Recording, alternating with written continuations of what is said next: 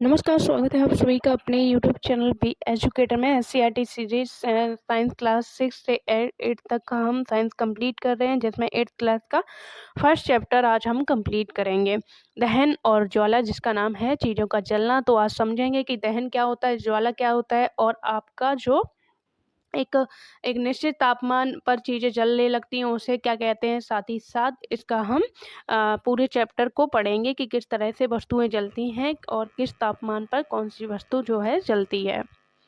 आपने अक्सर देखा होगा कि कुछ पदार्थ तो अत्यधिक ज्वलनशील होते हैं, कुछ प्रयास करने पर जलाए जा सकते हैं, कुछ पदार्थों का जलाना संभव नहीं होता है। इसकी जांच करने के लिए स्ट्रॉ, माचिस की तीलियां, मिट्टी का तेल, कागज, पत्थर के टुकड़े, कोयले के टुकड़े एकत्रित कीजिए और अपने शिक्षक महोदय की देख-रेख में पदार्थों को एक-एक कर जलाइए। तो आपको क्या करना है कि कुछ जलाने के लिए आप आसपास की चीज़ें, माचिस की तीलियां, मिट्टी का तेल, कागज, टुकड़ा, स्ट्रॉ इत्यादि लीजिए और शिक्षक की सहायता से इन चीज़ों को जलाइए और अवलोकन कीजिए कि आप क्या पाते हो। कुछ पदार्थ ऐसे होंगे जो बहुत ही जल्दी यानी डायरेक्ट जो जल जाते हैं, कुछ पदार्थ ऐसे मिलेंगे आपको जो नहीं जलते हैं, जो आग नहीं पकड़ते हैं। कुछ पदार्थ ऐसे मिलेंगे बहुत जल्दी शीघ्र, जैसे कागज़ आपका बहुत जल्दी जल जाता है और जो है लकड़ी आपकी देर में जलती है। तो ये इसका पूरा एक आपको तालिका बनानी है, टेबल बनानी है और उसमें लिखना है पदार्थों का दहन और जलने की प्रक्रिया। इसको हम समझते हैं। अगर आपसे पूछा जाए कि किसी वस्तु को जलाने के लिए क्या आवश्यक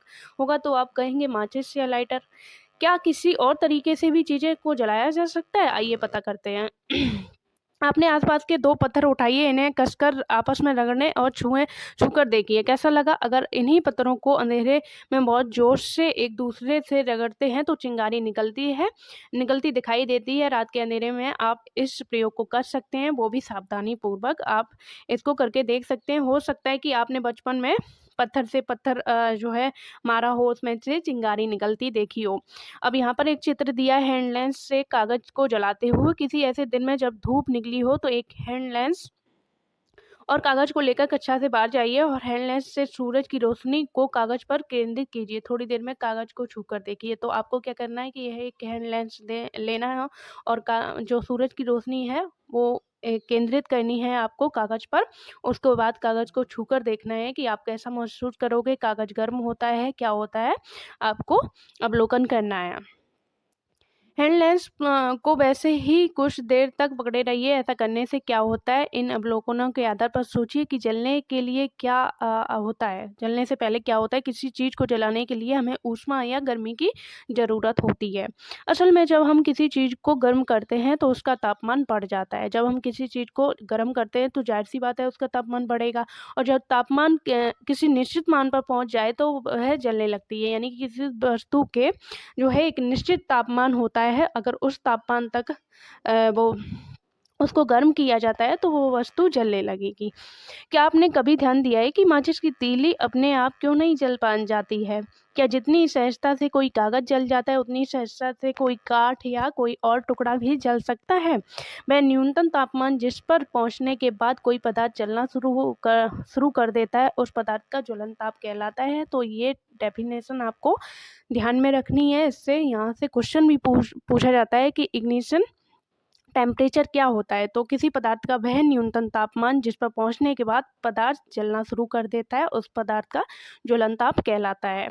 जब किसी पदार्थ का तापमान इस मान से कम रहेगा वह नहीं जलेगा और जैसे ही उस तापमान तक पहुंचेगा वस्तु जलना या पदार्थ जलना जो है शुरू हो जाएगा। अलग अलग पदार्थों का ज्वलनताप अलग अलग होता है। हर पदार्थ का जाहिर सी बात है जितनी आसानी से आप कागज़ को जला सकते हो उतनी आसानी से आप जो है कपड़े को या जो है उसको लकड़ी को नहीं जला सकते हो। जितनी आसानी से आप पेट्रोल में आग लगा सकते हो उतनी आसानी से केरोसिन तेल में आग नहीं लग सकती है। तो इसका मतलब क्या है कि हर पदार्थ का उसकी प्रकृति के अकॉर्डिंग अनुसार उसका ज्वलनताप जो है अलग अलग होता है। किसी पदार्थ को जलाने के लिए कम तापमान तक गर्म करना पड़ता है और किसी पदार्थ को जलाने के लिए अधिक तापमान की आवश्यकता होती है। पदार्थों का ज्वलनताप उसकी प्रकृति पर निर्भर करता है। आपने देखा होगा गर्मियों के मौसम में बहुत अधिक गर्मी पड़ने पर सुना होगा, न्यूज़ चैनल में देखा होगा कि जो है जंगलों में आग लग जाती है। वो क्यों लगती है? कुछ स्थानों पर सूखी घास जो होती है वो अत्यधिक गर्मी के कारण वो घास आग पकड़ लेती है और जो पूरे जंगल में फैल जाती है। जब आग की लपेट पूरे जंगल में फैल जाती है, जिसे हम दावानल कहते हैं, वह पदार्थ जिसका ज्वलन ताप कम होता है। यहाँ पर आपको समझना पड़ेगा, वह ताप जिसका ज्वलन ताप कम होता है आसानी से आग पकड़ लेता है। कभी-कभी माचिस की तीली ऐसे ही स्टोव के बर्नर के बगल में आग की ज्वाला से दूर रखे रहने पर भी आग पकड़ लेता है। क्या आप इसका कारण बता सकते हैं?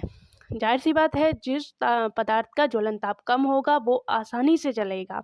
वो थोड़ा-सा गर्म, उसे गर्माहट ऊष्मा मिलेगी तो वो आसानी से जल जाएगा। जिसका तापमान अधिक होगा वो जो है देर से जलेगा।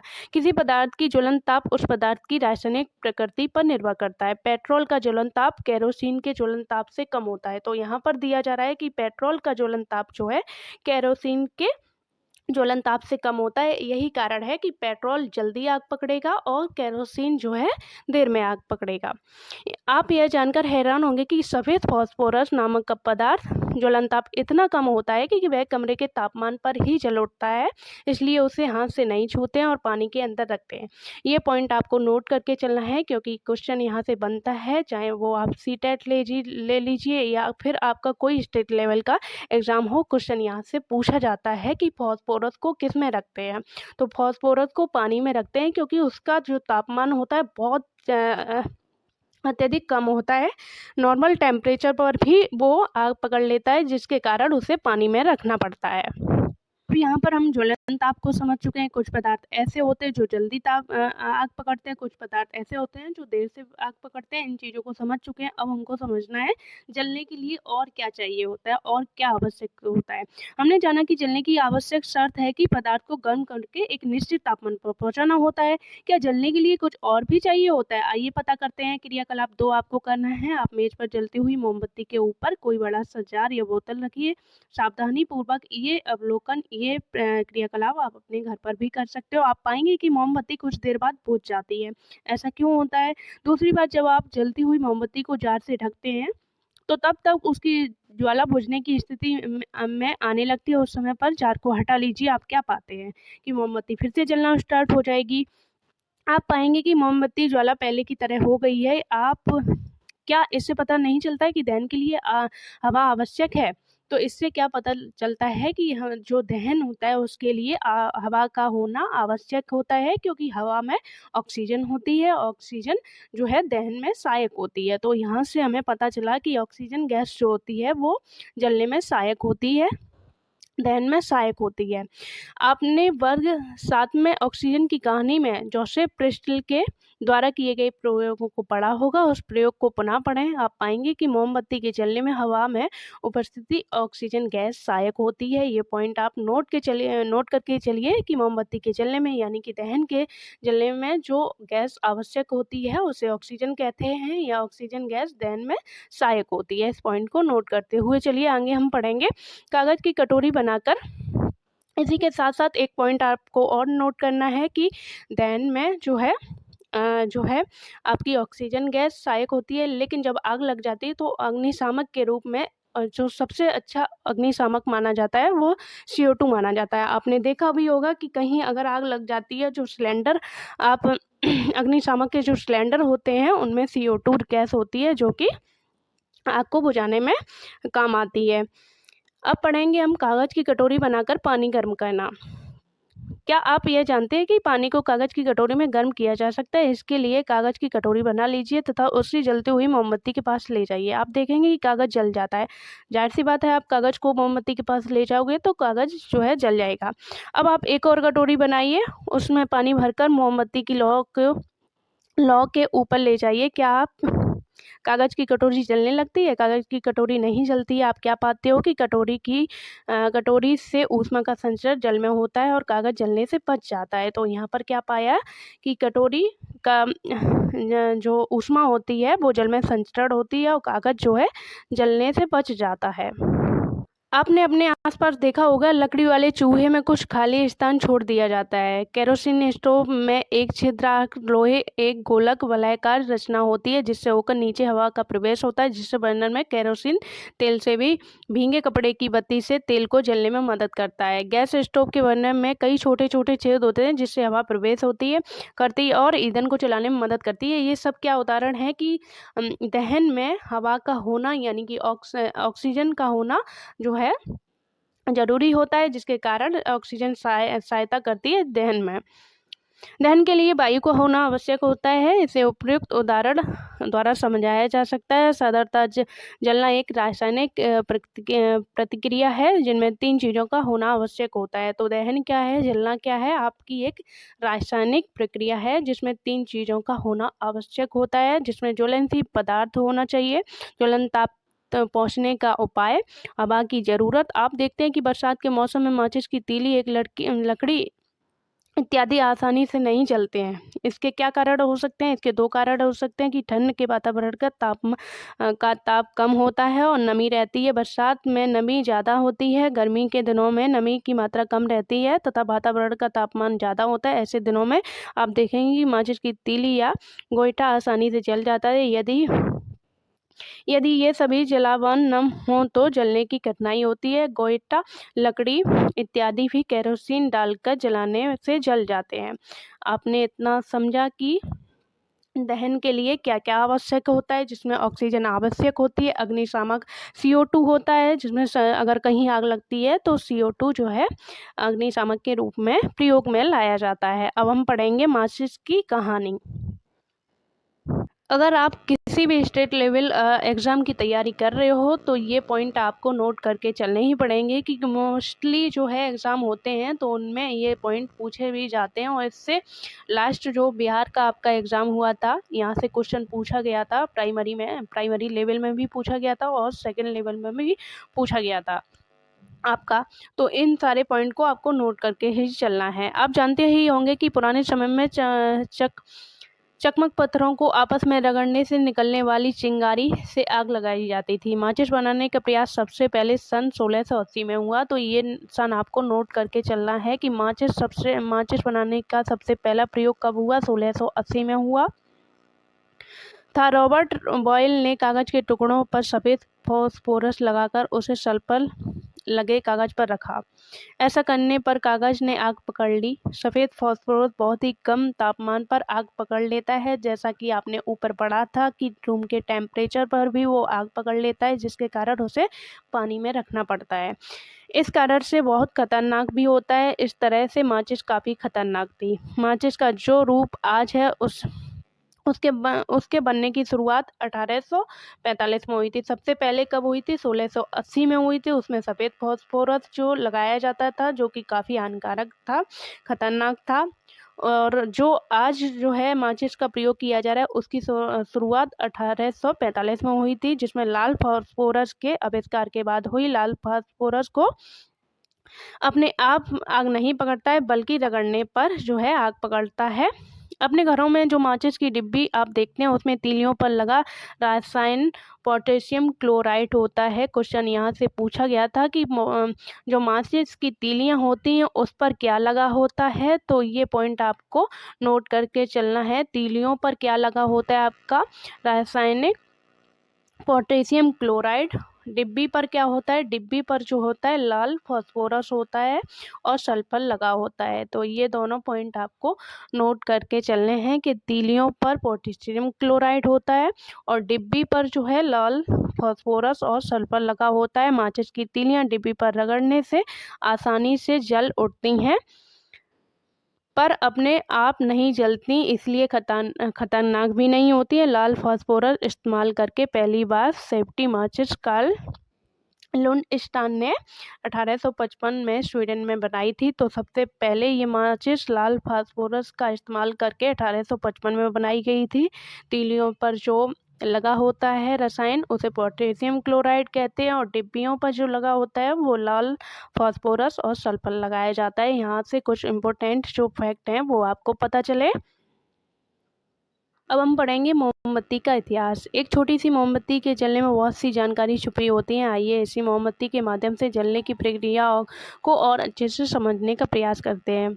माइकल फैराडे एक महान वैज्ञानिक थे जिन्होंने विद्युत के क्षेत्र में काफ़ी काम किया। आपने फैराडे का नाम सुना ही होगा, माइकल फैराडे।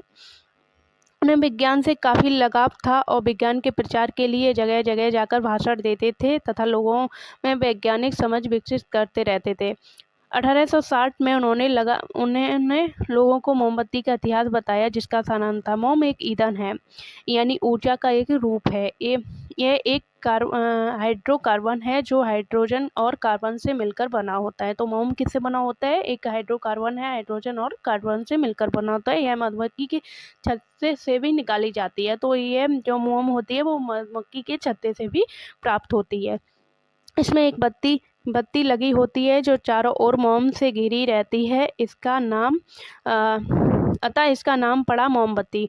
बत्ती पर भी थोड़ी मोम लगी होती है जिसे जलाई जाती है। बत्ती जब जलने लगती है तो इसके आसपास नीचे वाला मोम पिघलने लगता है। पिघली मोम धागे की सहायता से ऊपर चढ़ती है और गर्म होकर कार्बन देती है। हाइड्रोजन सुनहली ज्वाला के साथ जलकर जलवाष्प बनाता है। यह कार्बन को भी जलाता है। कार्बन का कुछ भाग बच भी जाता है जो कि ज्वाला के बाहरी भाग से जलता है। यह काफ़ी मात्रा में ऊर्जा देती है। इस तरह मोमबत्ती प्रकाश और ऊष्मा देती है। उसने ये प्रमाणित भी किया कि और आप भी यह कर सकते हैं। 50 मिली का एक बीकर या शीशे का एक गिलास लीजिए, उसमें कुछ बर्फ डालिए, बीकर के नीचे एक मोमबत्ती जलाकर रखिए। गिलास या बीकर के नीचे जलवाष्प का उपस्थित होना यह प्रमाणित करता है कि जलने पर जलवाष्प बनता है। जो गैस इसे निकलती है उसे अगर चूना पानी के अंदर बहाया जाए तो इसका दूधिया हो जाना इसके अंदर कार्बन डाइऑक्साइड की मौजूदगी को दर्शाता है। अब यहाँ पर आपको करना है क्रियाकलाप 4। आपने अपने दिए में तेल से भीगी बत्ती को देखी होगी। रुई में तेल सोखकर ऊपर आता रहता है और जलता रहता है। बिल्कुल इसी तरह से मोमबत्ती पिघली हुई मोमबत्ती में ऊपर की ओर चढ़ती है। अब आप कह सकते हैं कि क्या मोमबत्ती में यही पिघली हुई मोमबत्ती चलती है? क्रियाकलाप 5। एक मोमबत्ती की लौ के अंदर बत्ती के ठीक ऊपर कांच की नली लगाइए। दूसरी ओर एक जलती हुई माचिस की तीली ले जाइए। क्या हुआ? अवलोकन कीजिए। क्या हम कह सकते हैं कि मोमबत्ती के लौ के अंदर बत्ती के ठीक ऊपर से जो सफ़ेद धुआं निकलता है यही असल में जलता है, यानी मोमबत्ती में मोम की वाष्प जलती है। आइए एक प्रयोग से इसके अनुमान की पुष्टि करें। अब आपको एक प्रयोग करना है। एक मोमबत्ती जलाइए, इसे 1-2 मिनट तक जलने दीजिए, इसके बाद इसे बुझा दीजिए। आपको इस सफ़ेद धुआं सी लाइन दिखाई देगी। एकदम जल्दी से एक जलती हुई तीली धुआं में इस लाइन के पास लाइए। क्या हुआ? बत्ती को जलती हुई तीली से छुआए बिना ही हमने मोमबत्ती जला ली। अपने शब्दों में इसकी व्याख्या करें। जब हम मोमबत्ती की बत्ती को माचिस से जलाते हैं तो सबसे पहले बत्ती के जलने से गर्मी पैदा होती है, जिससे तापमान बढ़ने लगता है। इसे ठोस मोम द्रव में और फिर द्रव मोम वाष्प में बदल जाती है। अंत में मोम की यही वाष्प ऑक्सीजन से क्रिया करती है। क्या आपको मोमबत्ती की लौ में कोई काला भाग दिखाई देता है? कांच की मुड़ी हुई नली को इस बार इस काले भाग से टिकाइए। इस बार धुएं का रंग कैसा दिखता है? लौ के इस दूसरे हिस्से में मोम के जलने से बना कार्बन मौजूद होता है। क्या आपने कभी सोचा है कि आग गर्म क्यों होती है? हमने पाया कि जब किसी पदार्थ को जलाया जाता है तो ऊष्मा निकलती है। आइए यह समझने की कोशिश करें कि ईंधन को जलाने पर इतनी ऊष्मा क्यों निकलती है। जब किसी ईंधन को जलाते हैं तो कार्बन डाइऑक्साइड और जल वाष्प बनता है। यह एक रासायनिक प्रक्रिया है जिसमें एक नए पदार्थ का निर्माण होता है। यह नया पदार्थ काफ़ी स्थायी होता है, जिस प्रक्रिया में काफ़ी मात्रा में ऊर्जा निकलती है, जिसका ऊष्मीय मान बहुत ज़्यादा होता है। अतः आग गर्म होती है।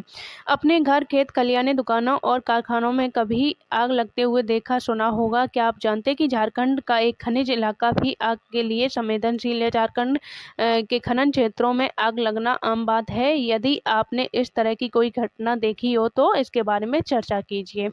आग पर नियंत्रण कैसे करें? अब दिया गया है यहाँ पर, आग अगर लग जाती है तो उस पर नियंत्रण कैसे किया जाए। क्या आपके नगर से शहर या नगर में फायर ब्रिगेड स्टेशन है? क्या कभी आपने आग बुझाते हुए देखा है? साधारणतः वह आग पर जल डालती है। जल ज्वलनशील पदार्थ को ठंडा करता है। ऐसा करने से आग का फैलाव बंद हो जाता है। इस प्रक्रिया में जो जल वाष्प बनती है वह बाहरी वायु को आपूर्ति बंद कर देती है और आग बुझ जाती है। आग फैलाव को रोकने के लिए इन तीन में से किसी एक का काम करना पड़ेगा। दाह्य पदार्थ को हटा देना, ऑक्सीजन की आपूर्ति बंद कर देना, उसके ज्वलन ताप को बढ़ा देना। आइए अब आग बुझाने वाले संयंत्र, जिसे अग्निशामक कहा जाता है, इसके बारे में जानते हैं। तो इसमें समझेंगे कि अग्निशामक क्या होता है। जैसा कि मैंने ऊपर बताया था, एक जिसमें कार्बन डाइऑक्साइड गैस उच्च दाब पर भरा होता है, ये यंत्र होता है। जिसमें कांच की एक शीशे में अम्ल और जिस पात्र में कांच का बोतल रखा जाता है उसे सोडियम बाइकार्बोनेट का विलयन रखा होता है। आग बुझाने की प्रक्रिया में जब कांच की बोतल का मुंह तोड़ा जाता है तो यह अम्ल सोडियम बाइकार्बोनेट से प्रतिक्रिया कर कार्बन डाइऑक्साइड बनाता है, जो आग का हवा से संपर्क तोड़ देता है, जिससे आग बुझ जाती है। अब सरकारी आदेश के अनुसार कार्यालय, संस्थान और मल्टी स्टोरी बिल्डिंग में इन्हें रखना अति आवश्यक है। कुछ सावधानियां पर भी ध्यान देना आवश्यक है। जहां बिजली से आग लगी हो वहां पानी का उपयोग नहीं करना चाहिए, क्योंकि अगर जहाँ बिजली की आग लगती है तो वहाँ करंट होगा। करंट जब होगा, विद्युत जो है जल में विद्युत से जल जो होता है वो विद्युत का सुचालक होता है, जिसके कारण करंट लगने की संभावनाएं बढ़ जाती हैं और आग नहीं बुझती है। इसलिए जब बिजली की आग लगी हो तो वहाँ पानी का प्रयोग नहीं करना चाहिए। जहाँ तेल में आग लगी हो तो पानी नहीं डालना चाहिए, क्योंकि पानी तेल से भारी होता है, होने के चलते नीचे हो जाएगा, आग बुझ नहीं पाएगी। आप पेट्रोल पंप के नज़दीक बाल्टी में बालू रखा देखते होंगे। जरा सोचिए क्यों? क्या आपने कभी अपने नज़दीकी अग्निशामक सेवा का टेलीफोन नंबर नोट किया है? पटना के इस नंबर का आपके आसपास अगर कहीं आग लग जाए तो तुरंत अग्निशामक सेवा टेलीफोन करने के लिए नज़दीक अग्निशामक सेवा का संपर्क अवश्य रखिए। अग्निकांड क्यों? कोयले की खानों में कोयले के स्वतः दहन के कई खतरनाक अग्निकांड के बारे में आपने सुना होगा, जिससे हर एक वर्ष बहुत जान मान की क्षति होती है। जंगल में स्वतः अग्निकांड या तो अधिक गर्मी से हो सकते हैं, या कभी आकाशीय बिजली गिरने से, या कभी कभी पौधों से आपसी रगड़ से। हम त्योहारों पर जो पटाखे जलाते हैं यह भी अग्निकांड का प्रमुख कारण है। विस्फोटक एक तरह की तीव्र दहन का ही उदाहरण है। क्रियाकलाप आपको करना है। आप मोमबत्ती की ज्वाला और रसोई गैस के स्टोव की ज्वाला के रंग को ध्यान पूर्वक देखिए। मोमबत्ती की ज्वाला के 3 क्षेत्र होते हैं। एक होता है आपका बाहरी, एक होता है मध्य और एक होता है आपका आंतरिक भाग। आइए अब इसे क्रमवार समझें। बाहरी भाग नीला और अदीप्त होता है। तो बाहरी भाग कैसा होता है? नीला और अदीप्त होता है। यह पूर्ण दहन होता है, क्योंकि यहाँ ऑक्सीजन ज़्यादा उपलब्ध होती है, सबसे गर्म होता है। तो यहाँ से क्वेश्चन पूछा जाता है कि दहन में मोमबत्ती का कौन सा भाग जो है सबसे ज़्यादा गर्म होता है और कौन सा जो है सबसे कम होता है? तो बाहरी भाग, इसका कलर कैसा होता है? तो जो बाहरी भाग होता है वो सबसे ज़्यादा ज्वलन यानी कि गर्म होता है, और इसका जो कलर होता है वो नीला होता है, ये अदीप्त होता है। मध्य भाग का जो होता है वो काला होता है, चमकीला और दीप्त होता है। पहला जो होगा वो नीला यानी कि बाहरी भाग होगा वो नीला और अदीप्त होगा। मध्य भाग वो पीला और चमकीला दीप्त होगा। यहाँ कुछ कार्बन के कण भी होते हैं, ये गर्म होकर वाष्पित हो जाते हैं, चमकने लगते हैं। यहाँ पर भी पूर्ण दहन नहीं होता है, क्योंकि ऑक्सीजन यहाँ भी कम मिलती है। तो पूर्ण दहन जो होगा वो आपका बाहरी भाग में ही होगा। अन्य 2 भागों में, मध्य भाग और आंतरिक भाग में, पूर्ण दहन नहीं होता है। जो आपका बाहरी भाग होगा वहाँ नीला और दीप्त होगा, मध्य भाग में पीला और चमकीला होगा, जिसे दीप्त क्षेत्र कहते हैं। और आपका जो लास्ट वाला आता है उसे आंतरिक भाग कहते हैं। यह आंतरिक भाग बत्ती के एकदम नज़दीक होता है। यह काला रंग का होता है क्योंकि कार्बन के कुछ कण बच जाते हैं। यह सबसे कम गर्म क्षेत्र होता है। तो सबसे ज़्यादा गर्म होता है आपका बाहरी भाग, उसके बाहरी भाग जो होता है वो होता है। उसके बाद आपका पीला भाग यानी कि मध्य वाला जो आता है वो कम गर्म होता है, और सबसे गर्म जो आपका आंतरिक भाग होता है। जैसा कि आपने पहले जान चुके होंगे, ईंधन को जलाने में विभिन्न प्रकार की गैसें हवा में मुक्त होती हैं। इन गैसों का भी हमारे वायुमंडल में प्रदूषित करने का बहुत बड़ा योगदान है। एक ओर तो धुआं से जीवन परेशान, वहीं वनस्पतियां भी इससे बर्बाद हो रही हैं। ईंधन, विशेषकर जीवाश्म ईंधन के जलने से नाइट्रोजन और सल्फर इत्यादि के विभिन्न ऑक्साइड बनते हैं जो बादलों के साथ अम्ल वर्षा करते हैं। जहाँ तक संभव हो हमें धुआं रहित ईंधन का प्रयोग करना चाहिए। चूल्हे आदर्श ईंधन की विशेषता रखने वाले पदार्थों को ही उपयोग में लाना चाहिए। इसकी विशेष जानकारी आप वायु और जल प्रदूषण में पढ़ेंगे। तो यहाँ पर हमने क्या क्या देखा, पूरा चैप्टर हमारा कंप्लीट हो चुका है। और क्वेश्चन यहाँ से भी पूछा जाता है जो आपको मोमबत्ती के ज्वाला के क्षेत्र दिए गए हैं, बाहरी भाग, मध्य भाग, आंतरिक भाग, इसके रंग पूछ लिए जाते हैं। तो आपको याद रखना पड़ेगा कि जो बाहरी भाग होता है उसका नीला और अदीप्त क्षेत्र होता है। उसके बाद जो आपका मध्य भाग होता है वो पीला होता है, चमकीली और दीप्त क्षेत्र होता है। और आपका सबसे लास्ट आंतरिक भाग आता है वो काला होता है, वो सबसे कम गर्म होता है। सबसे ऊपर वाला जो होता है बाहरी भाग वो सबसे ज़्यादा गर्म होता है।